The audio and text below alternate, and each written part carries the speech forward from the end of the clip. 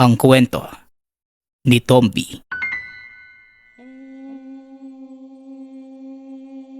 Ang kwentong ito ay hango sa totoong buhay.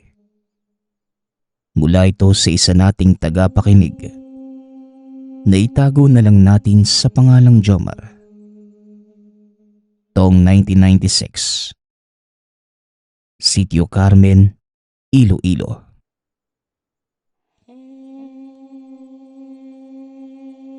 Naku, talo na naman tayo pare.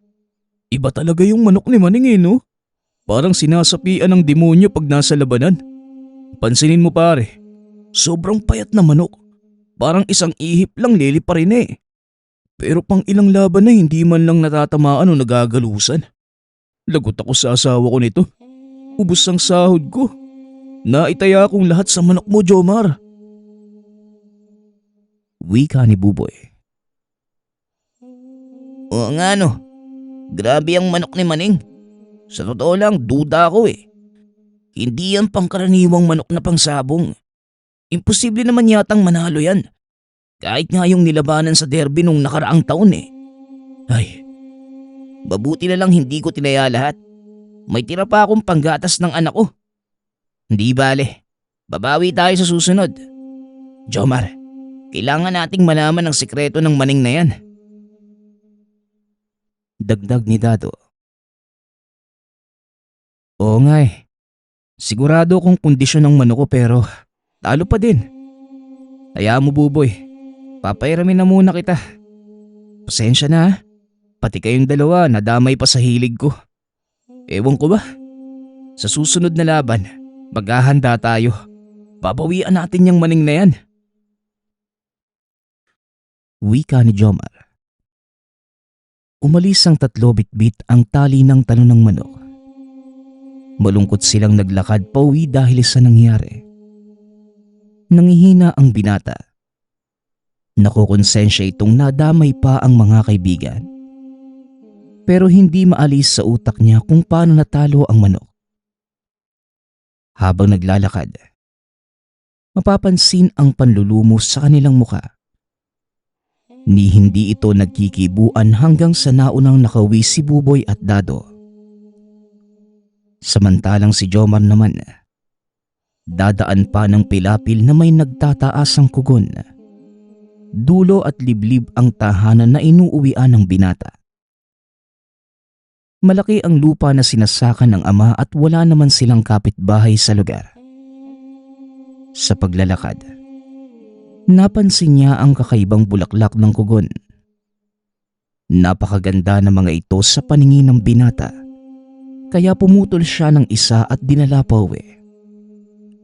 Sa isip-isip ng binata, ibibigay niya ito sa inang mahilig sa herbal na gamot. Sa hindi nakakaalam, mabisang gamot ang tangkay ng kugon lalo pa kung ito ay naibabad sa langis na ginagamit panghilot. Pwede din itong gawing walis tambo sa bahay o kaya naman gawing dekorasyon. Balik tayo sa kwento. Habang nangunguha, may namataan si Jomar na isang matandang dumaan. Napaisip naman ng binata dahil sigurado itong sila lamang ang nakatira sa lugar. Kaya alam niyang dayo ang matanda. Napahinto ang binata sa pangunguha dahil biglang tumigil ang matanda sa tapat ng kinatatayuan. Magandang hapon sa iyo bata. Alam mo ba ang bahay ni Durong? Kanina pa ako naglalakad at alam kong ito na ang dulo. Hindi man lang sinabi ng napagtanungan ko na malayo pala ang lalakarin ko eh. Abay, pangtahali ng manok yang dala mo ah. Galing ka ba sa sabungan? Tanong ng matanda. Magandang hapon din po. Durong po ba? Tatay ko po yata ang hinahanap ninyo. Sabay na po kayo sa akin. Mukha nga pong mahaba ang nilakad niyo. Ito po ba? Opo eh. Magaling yung nakalaban namin kaya ito na lang yung nauwi ko. Itatali ko na lang po ito sa kugon. Tagasan po pala kayo? Tsaka anong kailangan mo kay tatay?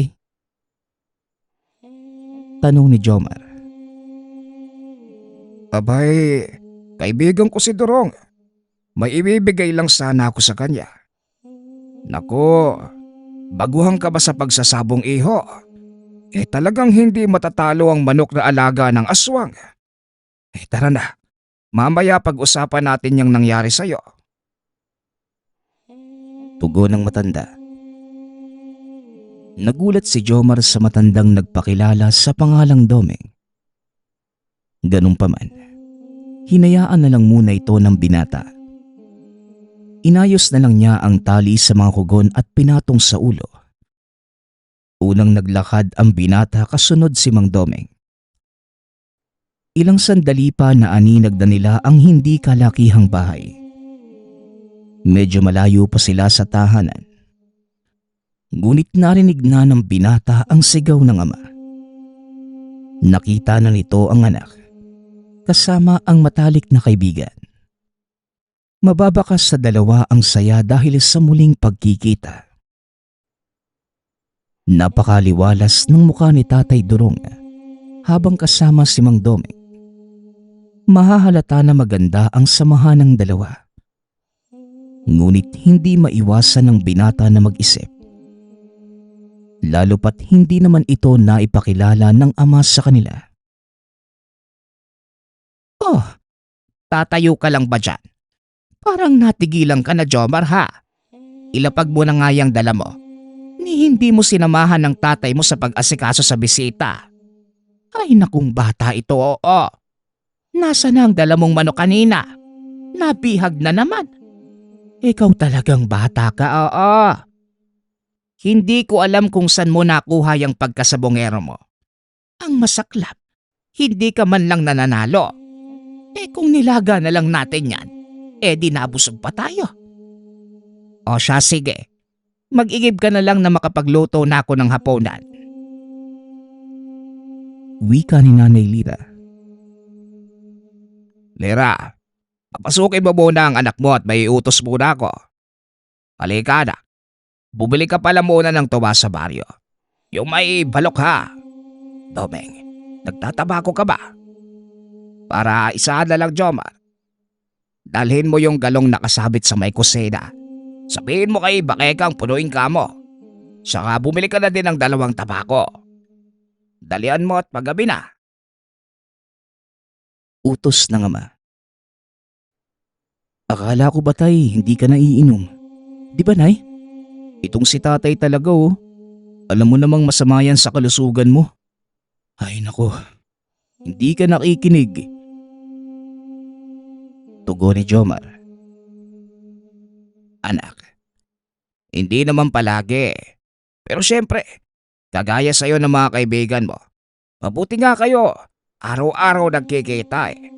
Pero itong si Domeng, malayo pa ang nilakbay makaabot lang sa lugar. Sige na anak, nang makabalik ka kagad, patilim na. Hindi magandang gumala ng gabi. Lalo na't dadaang ka pa sa kugunan. Tugon ni Tatay Durong. Napatango na lamang si Jomar Sama. Bago umalis, inayos na muna ng binata ang mga nakuhang kugon. Kinuha niya ang galon na paglalagyan ng bibilihing tuba. Medyo may kalayuan pa ang bilihan niya. At lampara lamang ang dala kung sakaling madilim na sa daan. Ilang sandali pa, binabagtas na ni Jomar ang tahimik na taniman ng ama. Habang naglalakad, panay naman ang pukpok niya sa galon. Hanggang sa bigla siyang nakarinig ng sipol. Napatingin sa paligid at nang walang makita. Napatakbo ito ngunit tila may humahabol sa kanya. Ilang saglit pa, naabot na ni Jomar ang tubaan ni Aling Bakekang. May mga tambay na tumatagay sa gilid ng tindahan. Napansin kagad niya ang katabi ng tanggero, si Maneng. Napatingin ito sa kanya habang inaayos ang binibili. Tumayo ang lalaki at lumapit kay Jomar. Napatras naman ang binata nang maamoy ang hininga nito na mas masahol pa sa burong isda. Inisip na lamang niya na baka dahil lasing ng tuba, kaya malangsa ang amoy ni Maneng. Abay, akalain mo nga naman. Nagkita tayo rito. Patunay na maliit ang mundo. Siya nga pala, pulutan namin yung manok mo. Sa susunod na sasali ka, ikondisyon mo ng mabuti ang ilalaban mo. Hindi yung walang kakwentang-kwentang alaga. Kita mo? Isang tira lang ng alaga ko. Patay kagad. Tsaka ano ba tong manok mo? Abay, walang kalasa-lasa. Pangaasar ni Maneng. Pari, hayaan mo na yung bata. Mahirap na. Baka magsumbong sa tatay niya. Alam mo namang dayo lang tayo sa lugar eh. Sige na, umupo ka na. Pasensya ka na bata. Lasing na lang tong kaibigan ko eh. Tugon ng kainuman ni Maneng na si Dexter. Ay, kung gusto nyo ng gulo, magdito sa tindahan ko. Pareho talaga kayong malalagay sa ananganin. Yung tuba nilalagay sa tiyan, hindi sa ulo ha. Sa kainom lang. Huwag nang mangdamay ng bumibili. Sige na, Jomar. Huwag mo nang pansinin at lasing lang yung mga yan. Wika ni Aling Bakeka. Hindi naman ako nang gugulo. Sinasabihan ko lang naman siya ng gagawin. Para sa susunod, alam na niya. Sa katanda, huwag kang mag-alala. Kayang-kaya kong bayaran ng tubaan mo. Kahit ikaw, kaya kitang bilhin. Kahit magtawag ka pa ng kahit sino, hindi ako natatakot. Dagdag ni Maneng. Tumalikod ito sa kanila. Ngunit mahahalatang masama pa rin ang titig. Inalalayan naman ni Dexter ang kaibigan habang padabog na palayo sa lugar. Panay din ang paghingi ng paumanhin sa lahat dahil sa nangyari. Napabuntong hininga na lamang si Jomar. Hindi niya din inaasahang ganun ang mangyayari sa pagbili ng tuba. Humingi din ito ng pasensya. Nagpaalam na sa tindera. Hawak niya ang biniling tabako at tuba. Binagtas niya ang kahabaan ng daan. Dahil inabot na ng dilim, sinindihan na niya ang lampara hanggang sa maabot ang gitnang bahagi. Napatigil ang binata nang may maamoy na malansa. Hinanap naman niya kung saan nanggagaling ang mabahong amoy. Biglang kinabahan si Jomar dahil habang patuloy na naglalakad, nakakarinig siya ng mga kaluskos. Sa isip ng binata, baka mga hayop lamang na naglalabasan dahil nabulabog sa ilaw na kanyang dala. Halos takbuhin niya ang pilapil maabot lamang ang tahanan. At nang malapit na sa lugar, bigla namang may sumitsit sa kanya. Napalingon ang binata ngunit dahil madilim na, wala naman itong naaninag. Kaya hinayaan na lamang at kumaripas na ng takbo. Papasok na ng bakuran ang binata nang makarinig siya ng tunog. Hinanap niya ang pinanggagalingan hanggang sa... Oh, parang ayaw mo pang pumasok, anak ka.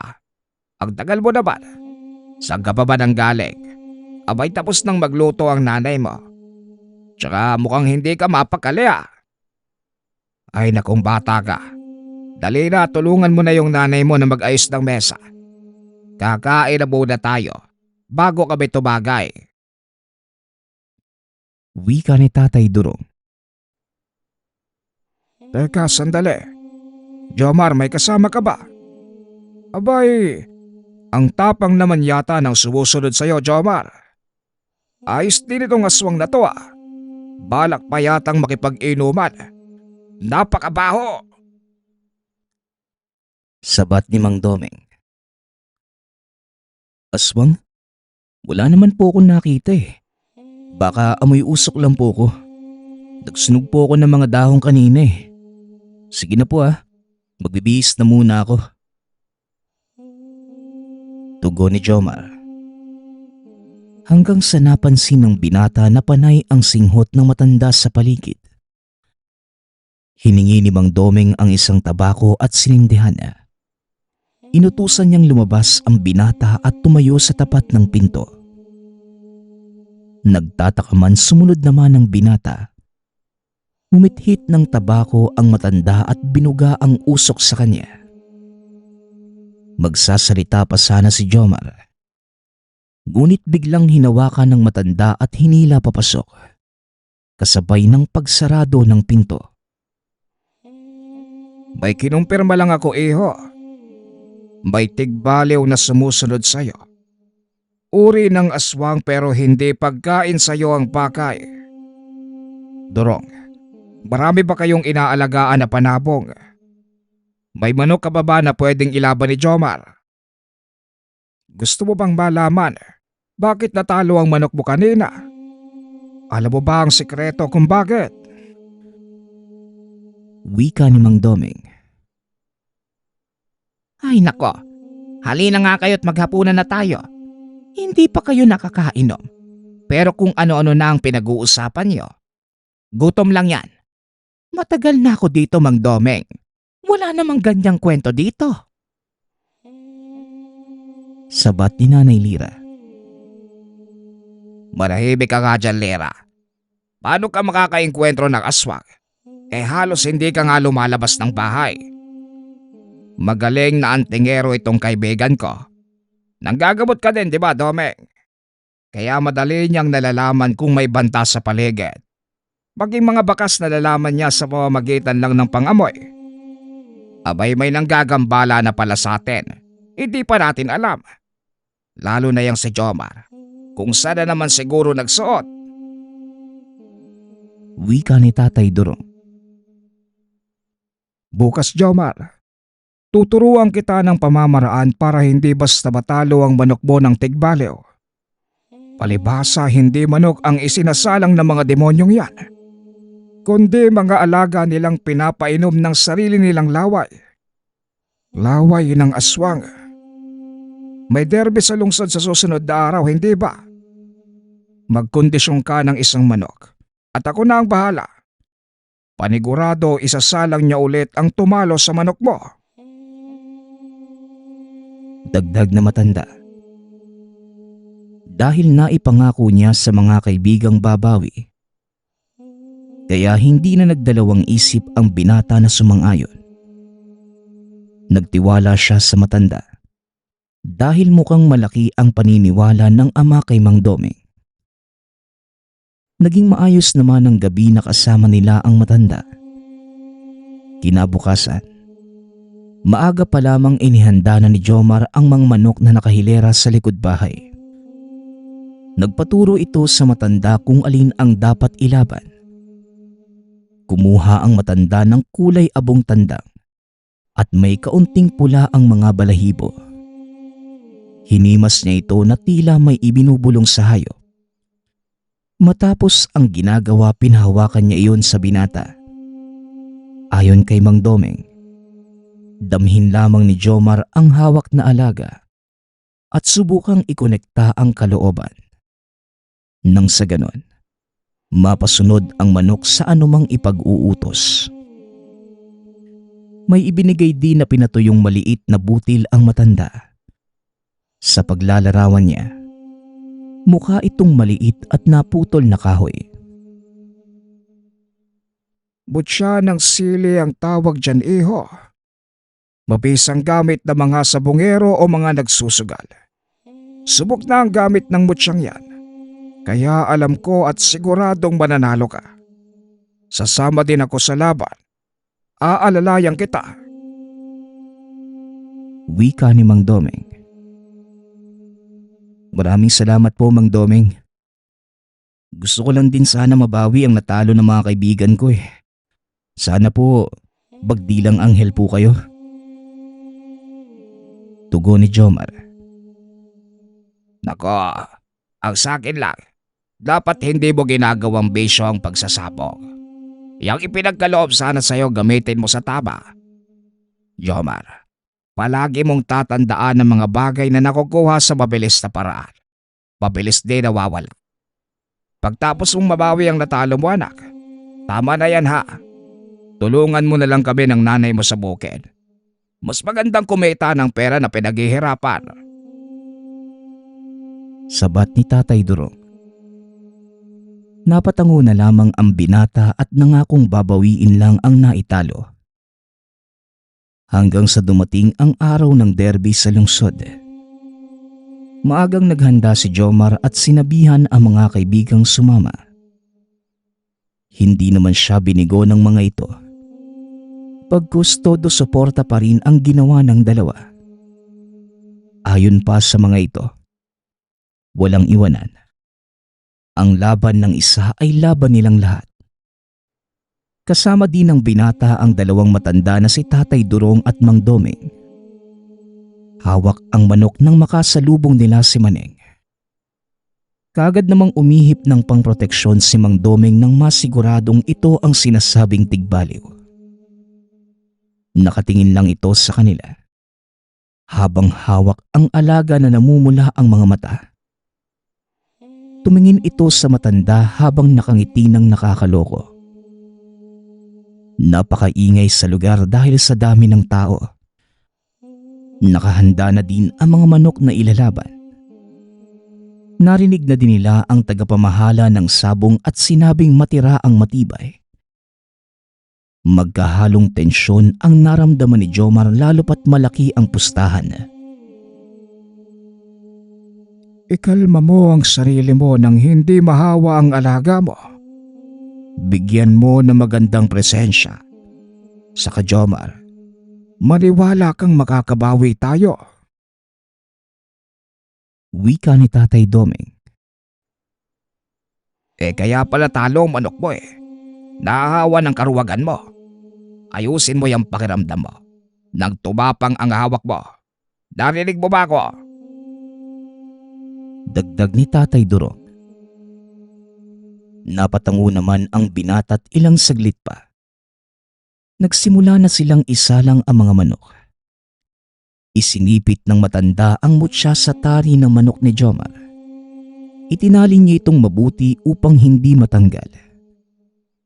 Hinipan din ito ng matanda ng orasyon para mas lalong tumapang ang tandang. Naipanalo nila ang unang laban hanggang sa natira na lamang ang manok niya at manok ni Maneng. Nakitaan ng matanda na nagkarga na ng orasyon si Maneng. Kaya itinodo na din ni Mang Domeng ang inihip na orasyong pangdepensa para sa alaga. Nang maisalang, nanlaki ang mga mata ni Maneng ng isang tira lang ng manok ni Jomar. Nasa pulikagad at manok niya ang tumumba. Napakabilis ng labanan. Napahiyaw ang magkakaibigan dahil nanalo ang pambatong manok. Nanlilisik ang mga mata ni Maneng dahil sa nangyari. Ang hindi nito alam, bistado ng matanda ang galaw niya. Kaya nabasag ni Mang Domeng ang proteksyon ng manok ni Maneng. Nakatitig ng masama si Maneng na tila nagsasambit pa ng mga usal. Hindi na ito nakapagpigil. Bigla na lamang sinugod ang grupo ni Jomar na tila asong may rabis. Bigla namang humarang si Mang Domeng para depensahan ng binata. Naku, aswang. Hindi mo gugustuhin na katabi kang mailibing sa alaga mo ngayon. Alam ko ang nararamdaman mo. Pero maraming tao. Ayaw mo namang mamatay sa harapan mismo nila. Kaya kung ako sa'yo, bumalik ka na sa baryong pinanggalingan mo habang nakakapagpigil pa ako. Banta ni Mang Domeng. Ay tanda, tandaan mo, hindi pa tayo tapos. Lalo ka na Jomar. Kasama ng mga manok mo. Papatayin ko yan lahat. Papatayin ko kayo. Tugon ni Maneng. Tumalikod na ito at lumayo sa grupo ni Jomar. Samantalang abot langit naman ang tuwa ng magkakaibigan nang mabawi ang talo. Kung tutusin, naging triple pa dahil sa laki ng pustahan. Hindi rang nakampyon ang manok ni Jomar. Sobra naman ang pasasalamat ni Tatay Durong sa kaibigan. Nang matapos ang laban, tumigil na din si Jomar mag-alaga ng tandang. Lalo pa ng isang araw nakita na lang niya ang mga alaga. Wakwak ang tiyan. Alam niyang hindi siya kayang gantihan ni Maneng sa sabong. Kaya pinatay na lamang nito ang mga alagang panabong. Natigil ni Jomar ang bisyo sa sabong at tinuon na lamang ang sarili sa pagpapalago ng sakahan ng ama. Sa kasalukuyan, naging kagawad ng lugar si Jomar at meron ng sariling pamilya. Kada mapapadaan naman sa sabungan, hindi pa rin niya nalilimutan ang pagkapanalo sa sabong sa tulong ng tiwala sa sarili at mutya ng sili. Ang susunod nating kwento ay mula sa isa nating tagapakinig. Naitago na lang natin sa pangalang Kemoy. Taong 1988. Probinsya ng Samar. Mapatay mo man ako, tanda. May babalik dito at uubusin ang buong angkan mo. Tandaan mo yan. Aray, aray, tama na. Hindi ko na kaya. Wika ng pasyenteng si Bebot. Hindi mo talaga kakayanin. Walang espasyo sa mundo ang mga katulad mo. Ako na mismo ang maghahatid sa iyo kung saan ka nararapat. Doon ka sa impyerno. Hindi laruan ang katawan ng tao at lalong hindi para sa inyong mga anak ng dyablo. Sino ka? At bakit pinapahirapan mo ang taong ito? Tugon ni Tatang Kemoy. Kilala mo ba ang sumapi sa kanya, Tatang? Matutukoy mo ba kung sino ang nagbigay sa amin ng sumpa? Hindi niya pinapatahimik ang pamilya ko. Ilan na sa kamag-anak ko ang namatay. Sigurado kung siya lang din ang may gawa. Patayin niyo na po siya, Tatang Kemoy. Wika ng asawa ni Bebot na si Bebang. Wala kayong mapapala. Hanggat hindi nyo ibinibigay ang lupa, Natigil sa pagsasalita si Bebot. Huwag ka ngang madaldal, demonyo. Bakit kasi ngayon nyo lang ito nilapit sa akin? Oo, posibleng ito din ang dahilan kung bakit nagkakasakit ang mga kaanak mo, Bebang. Malas niya. At dito nyo dinala si Bebot. Isa itong aswang na mangkukulam. Kung ano man ang rason ng ginagawa niya, hindi pa din tama na mangdamay ng iba. At sigurado ako, maghahasik pa ito ng lagim kung hindi ko papatayin. Tugon ni Tatang Kemoy. Nakatitig lamang ng masama si Bebot sa matanda. Nanlilisik ang mga mata at may itim na likidong lumalabas sa bibig. Itinali nila si Bebot sa haligi ng tahanan upang hindi makapaminsala dahil tila nababaliw na ito at nananakit. Habang nakatali, nagsagawa na ng ritual na pamako ang matanda gamit ang malakas na orasyon para hindi na makawala ang demonyo. Halos tumirik na ang mata at hindi na makapagsalita si Bebot. Hindi na din pinatagal pa ni Tatang Kemoy ang paghihirap ng demonyo. Itinutok nito ang hinlalaki sa leeg ng biktima. Nagbitaw ng malakas na orasyon na pangkitil at tila nilaslas ang leeg ng kaharap. Ilang saglit lang bigla na lamang nawala ng malay si Bebot. Doon na sigurado ni Tatang Kemoy na patay na ang mangkukulam. Ayon sa salaysay ni Bebang, nakakasigurado ito. Naalitan sa sakahan ang dahilan kung bakit nangyari ang sumpa sa pamilya. Napailing naman si Tatang Kemoy dahil alam niya na may balik ang lahat ng ginawang pagtulong sa pamilya. Kaya pinayuhan niya itong lumikas muna at magpakalayo-layo hanggat hindi nasisigurado ng matanda na ligtas na ang mga ito. Malakas ang aswang na mangkukulam at ayon pa kay Tatang Kemoy, mapanganib kung susugod sila at persahang gagawa ng dahas. Maghanap na muna kayo ng malilikasan pansamantala. Sa ngayon, hintayin natin kung anong gagawing hakbang ng mga demonyo. Ang tanging maibibigay ko lamang sa inyo, proteksyon para sa mga sumpang isinasaboy nila.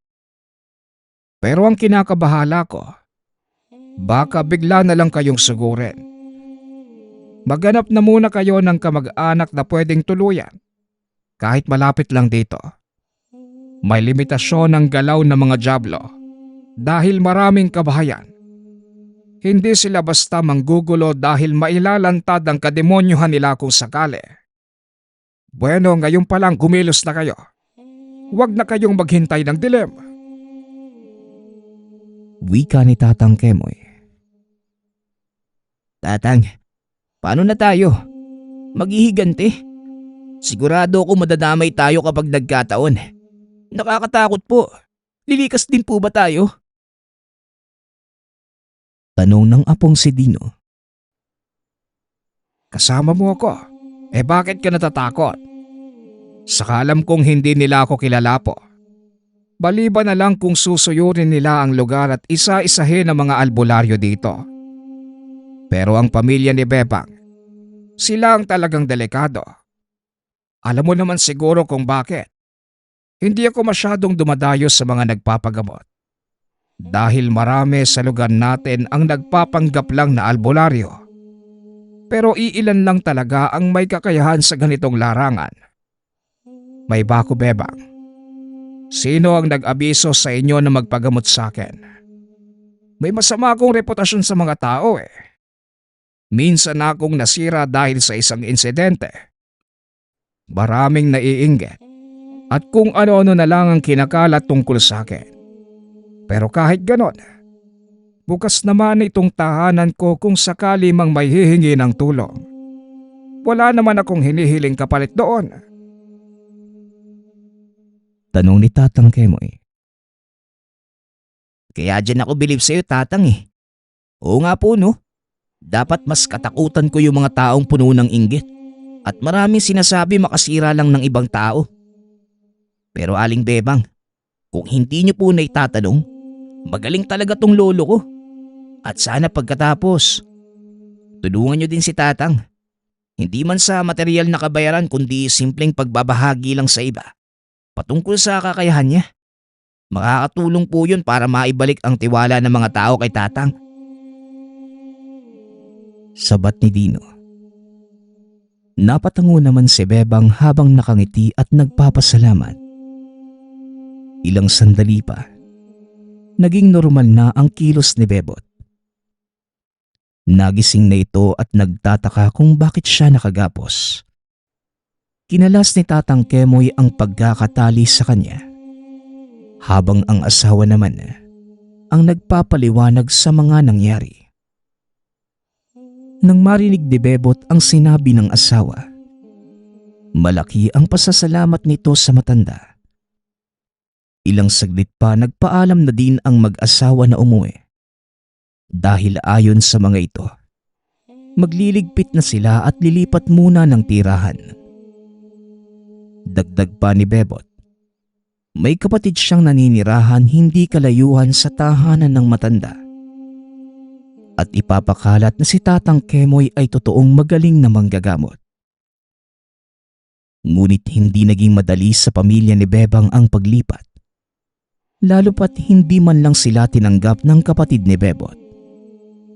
Ayon pa sa mga ito, ayaw nilang madamay sa nangyayari sa pamilya ni Bebang.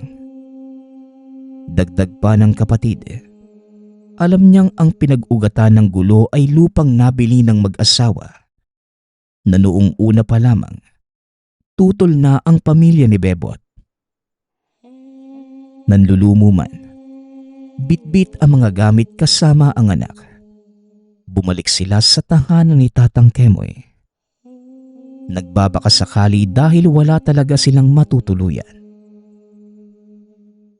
Tatang Kemoy, pasensya na po kung dito muna kami. Nakiusap kami doon sa kapatid ni Bebot pero pinagtabuyan niya kami. Kami pa ang sinisisi sa mga nangyayari. Takot silang baka madamay ang pamilya nila. Hindi po namin alam kung saan kami pwedeng tumuloy. Wika ni Bebang. O siya, sige. Total dalawa lang din naman kami ni Dino dito. Hanggang sa makahanap tayo ng paraan kung papano at kung ano ang gagawin sa lupain niyo. Pagpasensyahan niyo nga lang itong bahay ko ha. Pero hindi bale. Kasya naman dito kahit 10 katao eh.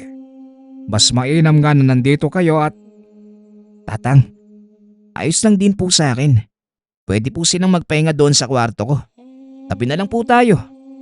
Saka, kawawa naman kung hindi natin sila tutulungan. Ay siya nga po pala tatang.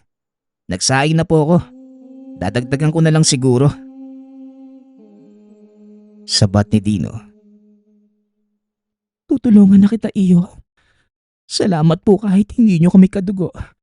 Pero tinutulungan nyo kami. Saka wag po kayong mag-alala. Tutulong po kami ni Bebot sa bahay. Diyan ka na muna anak ha. Tutulungan ko lang si Dino sa paghahanda ng hapunan. Tugon ni Bebang. Wala namang kaso, Bebang. Pero pasensya na. Yan lang din ang maibibigay namin sa inyo. Umaasa lang din kami sa padala ng ina nitong si Dino eh. Siya nga pala. Ayusin nyo na lang ang mga gamit nyo sa kwarto. Maghahanda lang ako ng pangontra kung sakaling lusubin tayo. Mahina na din ako para makipaglaban ng pisikal. Maghahanda tayo dahil nakakasigurado ako. Hahanapin at gagawa ng paraan ng mga demonyo para makagante. Wika ni Tatang Kemoy. Inihanda na din ni Tatang Kemoy ang mga kagamitan na pwedeng magamit kagaya na lang ng buntot page, roma o latigo na tila mahabang uri ng pamalo at may maraming tinik. Naglagay na din ang matanda ng mga harang gamit ang bolong pinatulis. Nagsagawa din ng mataas na uri ng pangproteksyon sa bakuran ng bahay ng matanda. Bago pa man magdilim, natapos na nila ang lahat. Inihanda na din ang lamesa para sa hapunan. Nang matapos kumain, pinulong sila ng matanda sa sala at nagbili ng mga dapat gawin kung sakali man na maraming sumugod sa tahanan. Ayon kay Tatang Kemoy, gagawa at gagawa ng hakbang ang mga aswang, lalo pat napatay nito ang mismong may kakayahang mangsumpa. Lumipas ang ilang sandali nang makarinig sila ng mga alulong na mga aso. Tila meron itong nakikitang kakaiba sa paligid. Noong una ay malayo pa ang tunog. Ngunit hindi naglaon. Palapit na ito sa tahanan. Nangilabot ang lahat ng huminto mismo sa tapat ng bakura ng bahay ang tunog. Ayon kay Tatang Kemoy, may naaamoy siyang asupre na masangsang sa ilong at biglang umalinsangan din ang paligid. Wala munang papasok sa silid. Dito na muna ang lahat sa sala. Dino, walang sisilip o kahit magtangkang tumayo.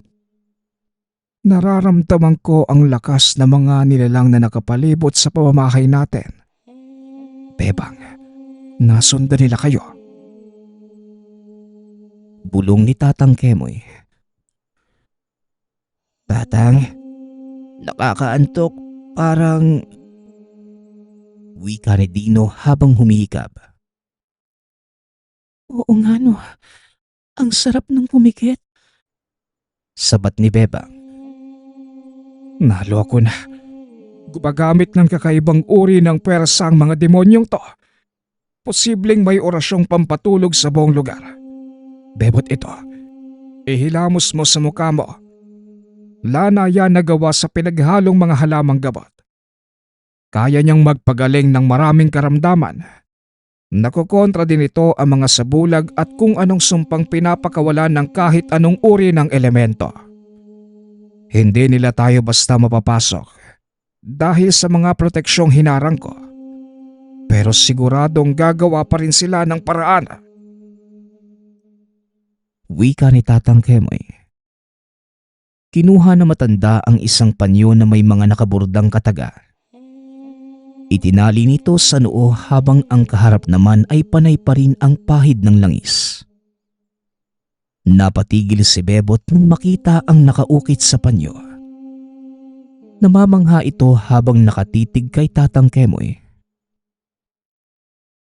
Gamit ng mataas na uri ng babayla ng panyo mo, Tatang Kemoy ah. Isa kang... Tanong ni Bebot. Pamana pa ito ng nanay kong babaylan. Matagal na panahon ko nang hindi ito nagagamit. Natatali ko din ito minsan sa panggagamot. Pero sa piling tao lang. Hindi basta napapagana ang gamit na ito sa ibang nilalang. Tugon ni Tatang Kemoy. Magsasalita pa sana ang matanda ngunit bigla silang nakarinig ng boses. Tila paos at hinihingal ang nagsasalita. Tumayo ang balahibo ni Bebot nang sambitin ng nilalang ang pangalan ng asawa. Walang hiya kang matanda ka. Dahil sa pangingilam mo, kaya namatay ang nanay ko. Buhay ang kinuha niyo. Buhay din ang kapalit. Hindi matatapos ang gabing to na hindi ko natatanggal ang mga ulo niya. Kaya ngayon pa lang, humanda na kayo. Wika ng nilalang na si Susa. Ang dami mo namang sinasabi. Lumusob ka kung gusto mo. Abay matagal na akong hindi nakakakatay ng aswang. Sige, pumasok kayo sa bakuran ko. Paghamon ni Tatang Kemoy. Namangha naman si Bebot sa matanda. Ibang-iba ang presensya ni Tatang Kemoy mula nang itali ang panyo sa noo. Tila bumata ang itsura. Kumisig ang matanda. Hawak nito ang buntot pagis sa kaliwang kamay at hawak naman sa kanan ang isang mahaba at matinik na sanga ng pinatuyong makabuhay. Sa pagmamasid ni Bebot, mukhang mandirigmang manunugi si Tatang Kemoy. Naglakad ito palapit sa pintuan at tinanggal ang harang. Bago pa man lumabas ng pinto ay nagbilin ito kay Bebot na huwag sisilip at bantayang mabuti ang asawa at apo na nakatulog na mahimbing sa gilid. Napatango lang ito habang sinusunda ng tingin ang matanda na tuluyan ng lumabas ng bahay. Dahil wala namang kakayahang makipaglaban si Bebot, kaya minabuti nitong sumunod sa bilin ng matanda. Habang nasa loob ng tahanan, hindi napigil ni Bebot ang sariling makinig sa mga boses na nasa labas. Sobrang liwanag ng paligid dahil sa sikat ng bilog na buwan ng mga oras na yon. Kaya hindi nahirapan si Tatang Kemoy na makita ang mga aswang. Isang hangal na babaylan. Hindi mo na naisip ang mangyayari sa iyo dahil sa pagtulong mo sa mga taong yan. Pero pinasaya mo ko ngayon, tanda. Huhugutin ko yung ulo mo at isasapit ko dito kagaya nito. Wika ni Susa habang pinapakita ang mga bungong nakasuot sa katawan.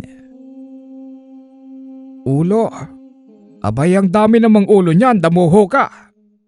O sige, kung matapang ka talaga, sumugod ka nang malaman natin kung hanggang saan yang yabang mo. 3 nga ang ulo mo, wala namang laman. Tugon ni Tatang Kemoy. Nanlaki ang mga mata ng matanda dahil biglang nagpalit ng anyo ang iba pang aswang na kasama ni Susa.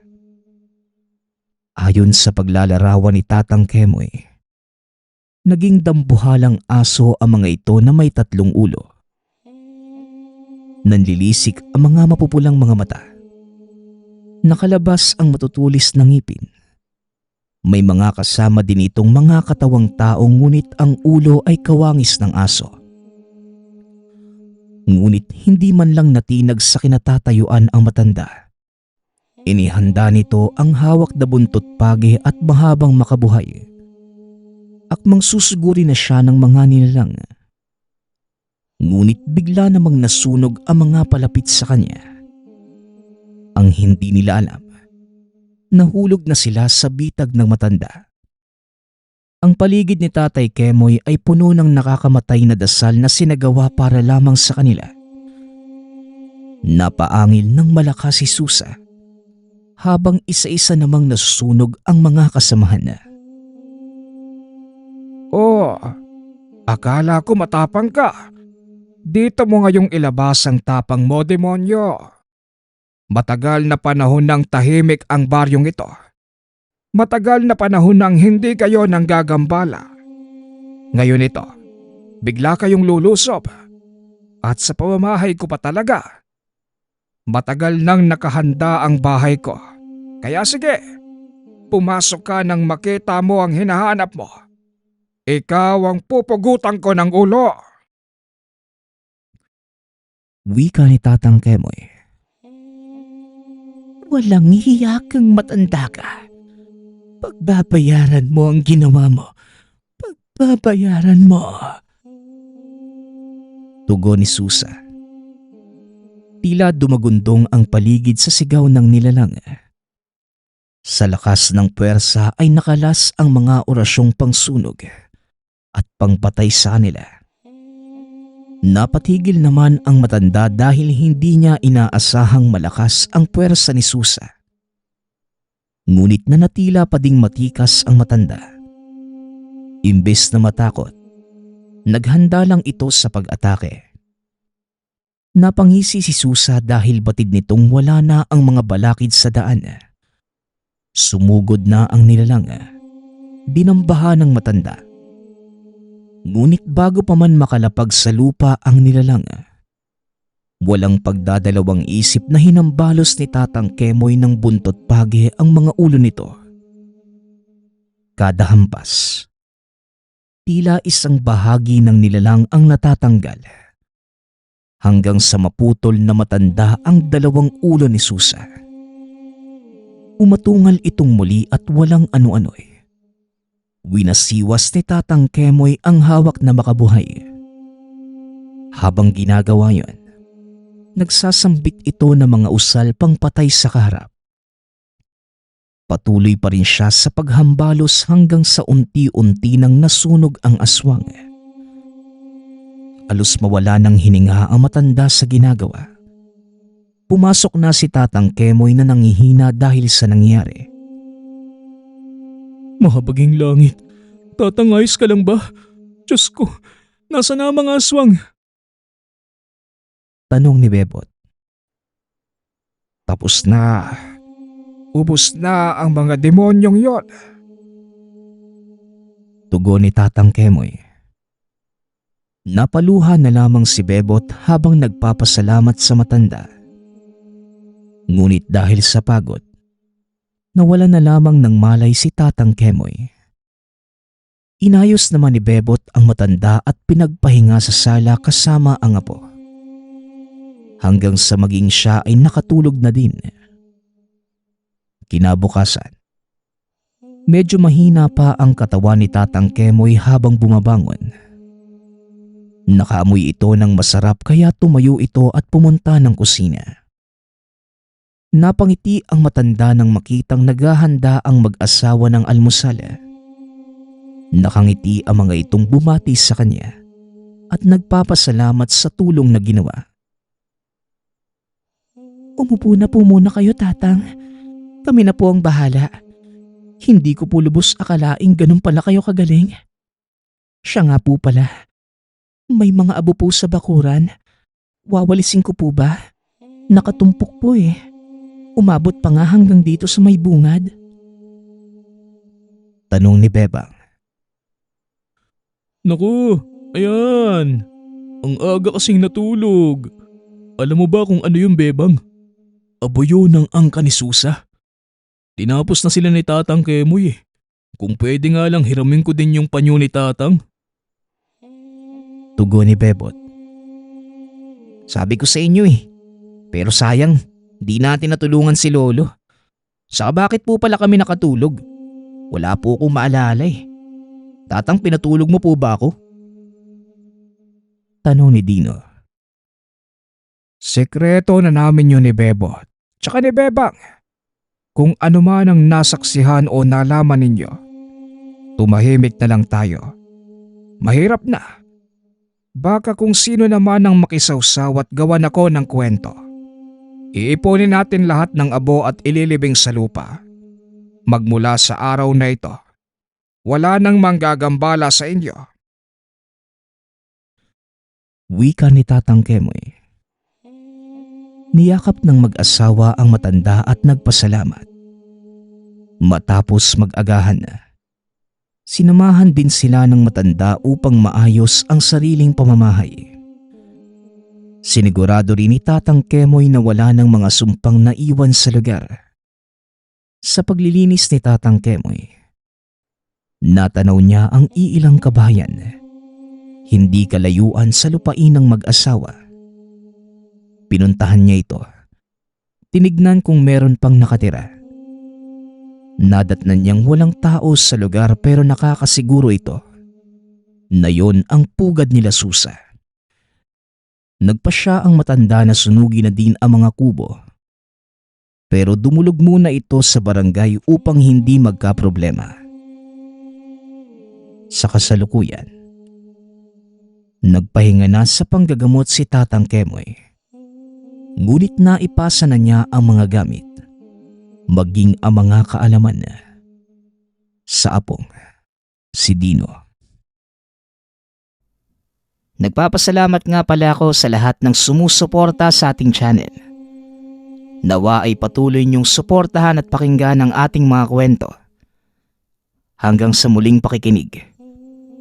Paalam.